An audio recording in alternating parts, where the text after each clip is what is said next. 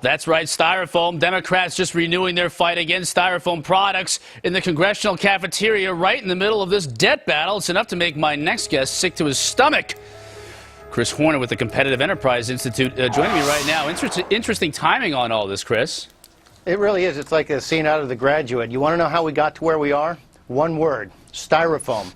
The House is on fire, and they keep sort of this political or ideological OCD running over to touch their favorite 70s poster on these environmental issues. They say we have to get the economy moving, but not if it means permitting oil exploration and production, or if it means sacrificing the agenda to make electricity rates, in the president's phrase, necessarily skyrocket. We need to get the state out of the consumers' lives, but not if it means we can't tell them what light bulb to use. And now we're being told, well, yes, of course, we support the idea of cutting spending, in this case something like $500,000, but not if it means giving up our obsession with Styrofoam cups, because you know what, Chris? We may go under, but gosh darn it, we will have recycled every bit of our garbage. And Chris, this is part of, it's an amendment to the fiscal 2012 legislative branch appropriations bill. They're marking this up, and this is part of the markup. That, in and of itself, I think, drives people crazy, that you've got to mark up bills, and you're going to mark up a bill with something like Styrofoam cups in your cafeteria.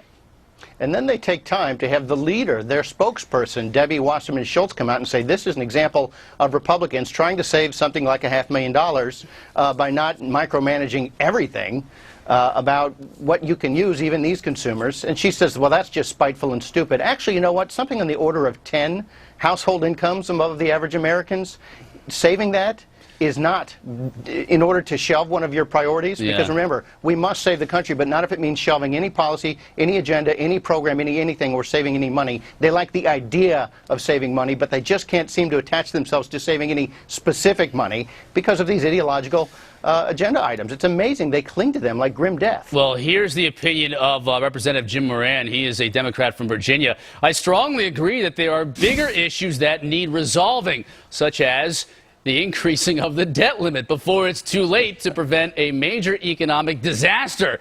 But those, but those discussions between party leaders don't interfere with the House Appropriations Committee's work on the 12 annual appropriations bills. It sounds like a holiday song or something. I think he's pacing around his office or riding in the passenger seat of a car saying, definitely not Styrofoam, definitely not Styrofoam. These people, you know what, if they were parents, they would have their children taken away if they were so unable to focus on their welfare. And these people are behind the wheel of our economy, of policy, of the nation's future. As I said, the House is burning down economically, and they cannot let go of this obsession with their environmental talismans. You know, this is all part also of, Green the Capitol. That's a program that Nancy Pelosi put into place here a while back.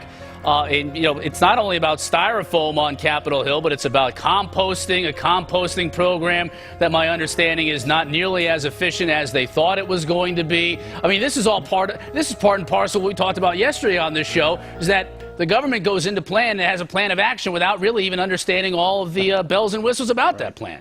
Ready, fire, aim. Look, the hippie vote's not going anywhere. I think they can rest assured on that.